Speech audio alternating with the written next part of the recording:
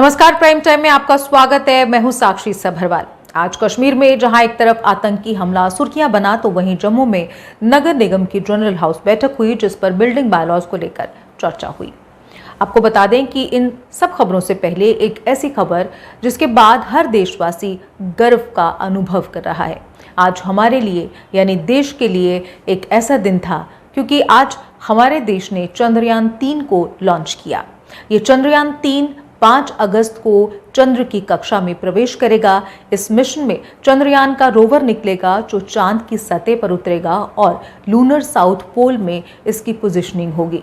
चंद्रयान 3 ने अपनी लॉन्चिंग के 4 चरण जो हैं वो सफलतापूर्वक पूरे कर लिए हैं।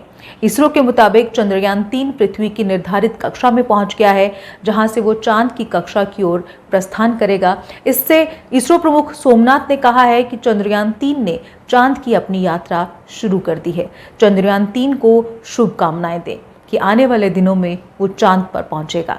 वहीं प्रधानमंत्री मोदी ने चंद्रयान 3 के लॉन्च से पहले ट्वीट कर कहा था, भारत के स्पेस सेक्टर के क्षेत्र में 14 जुलाई 2023 की तारीख सुनहरे अक्षरों में लिखी जाएगी, और हमें उम्मीद है कि यकीनन ये तारीख सुनहरे अक्षरों में जरूर लिखी जाएगी।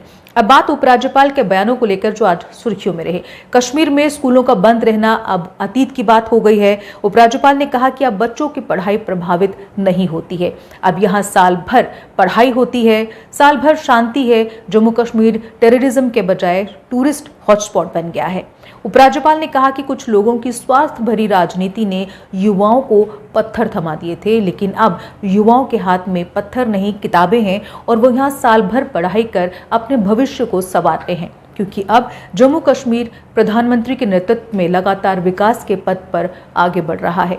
दरअसल आज उपराज्यपाल मनोज सिन्हा श्रीनगर के एसपी हायर सेकेंडरी स्कूल में आयोजित integrated communication and outreach programme के दौरान अपने संबोधन में बोल रहे थे। इस दौरान उन्होंने आज ये सभी बातें जो हैं वो कही। तो मैं मानता हूं कि मुझे लगता है पिछले 9 वर्षों में देश की राजनीतिक शब्दावली में नहीं, बल्कि देश की कार्य संस्कृति में बड़ा बदलाव हुआ है।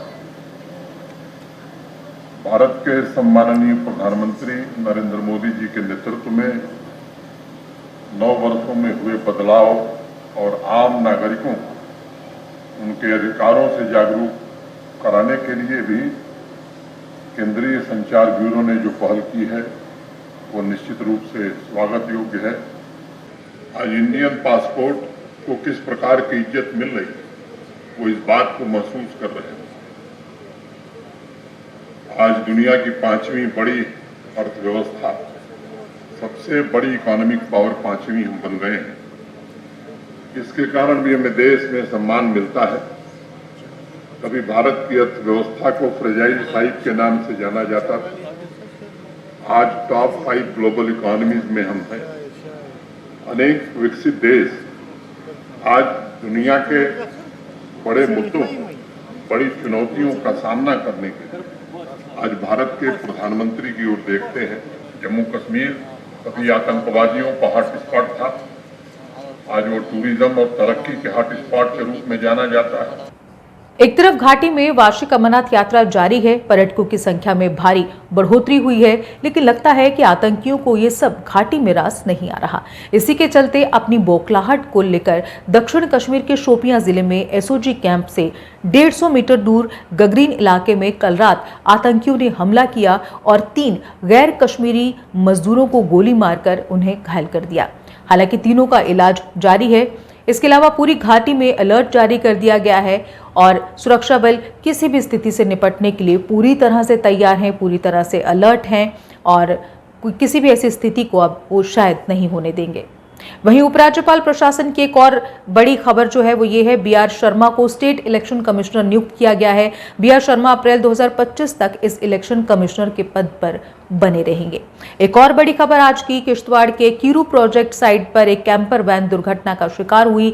इस वाहन में सवार 3 लोगों को घायल अवस्था में अस्पताल पहुंचाया गया, लेकिन अस्पताल में डॉक्टरों ने तीनों को मृत घोषित कर दिया। वहीं डीसी किश्तवाड़ जो है वो जिला अस्पताल पहुंचे, वहां पर उन्होंने मृतकों के परिजनों से बात की और परिजनों को हर संभव मदद देने का आश्वासन दिया। इसके अलावा आपको बता दूं कि डीसी किश्तवाड़ ने किश्तवाड़ के एसएचओ को एफआईआर दर्ज करने और मामले की जांच करने के निर्देश भी दिए हैं।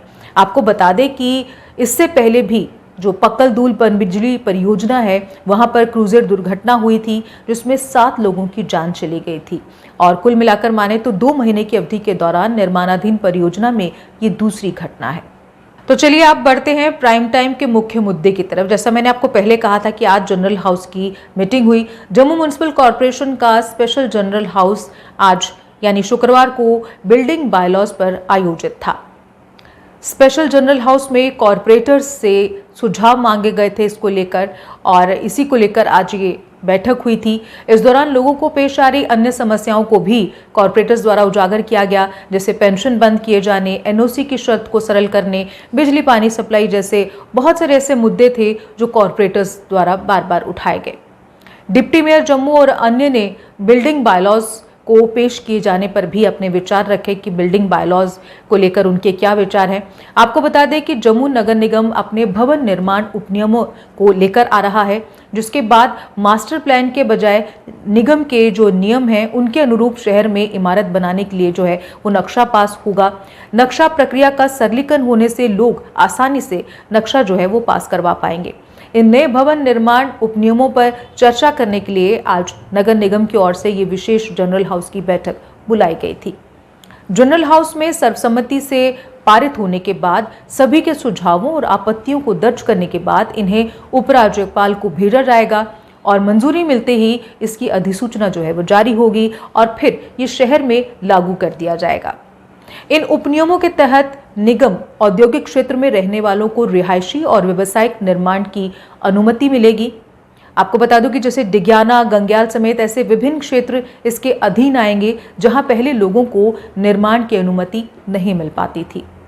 मेयर राजेंद्र शर्मा इन्हें उपराज्यपाल के पास भेजने से पहले सभी कॉरपोरेटरों और अधिकारियों से बैठकें कर इसमें सभी प्रकार की खामियों को खत्म करना चाहते हैं ताकि भविष्य में अगर ये लागू होता है तो किसी भी तरह की कोई दिक्कत जो है वो ना हो। इसके तहत लोगों के लिए जो है वो कंस्ट्रक्शन करना यानी निर्माण करना आसान हो जाएगा।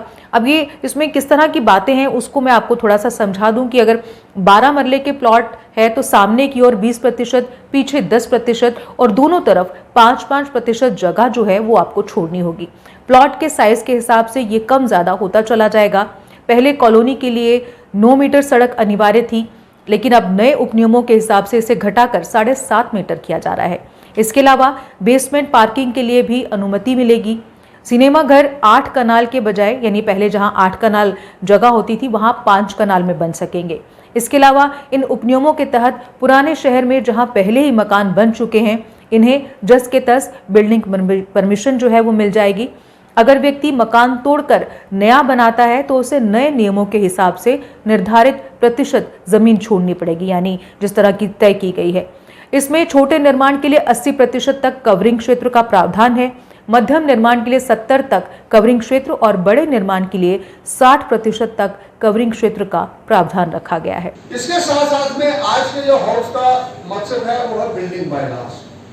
आप सभी जानते हैं कि सिटीज का एक्सपेंशन होता है, अर्बनाइजेशन होती है, उसके साथ में काफी समस्याएं उत्पन्न होती हैं जिनको साथ साथ में सुलझाना होता है।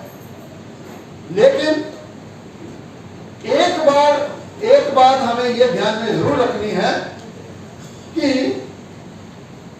Basic essence of building bylaws is planning.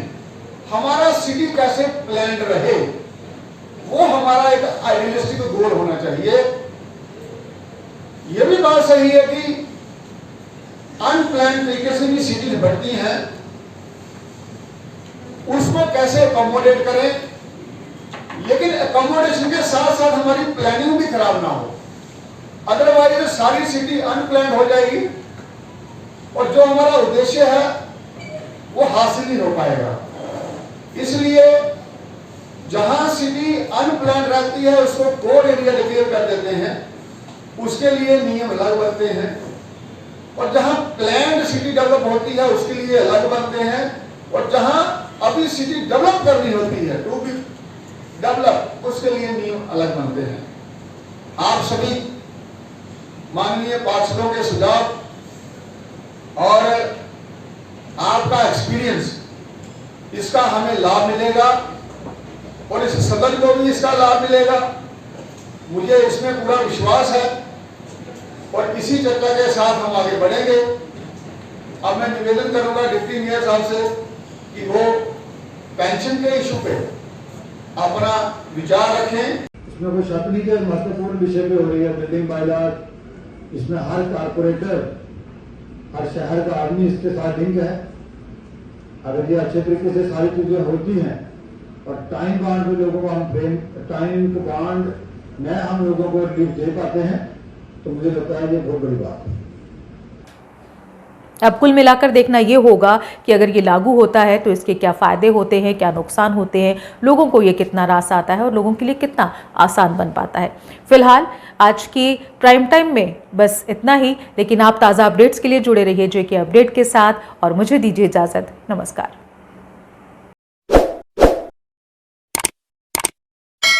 Jammu Kashmir की खबरों के लिए जुड़े रहिए जेके अपडेट के साथ।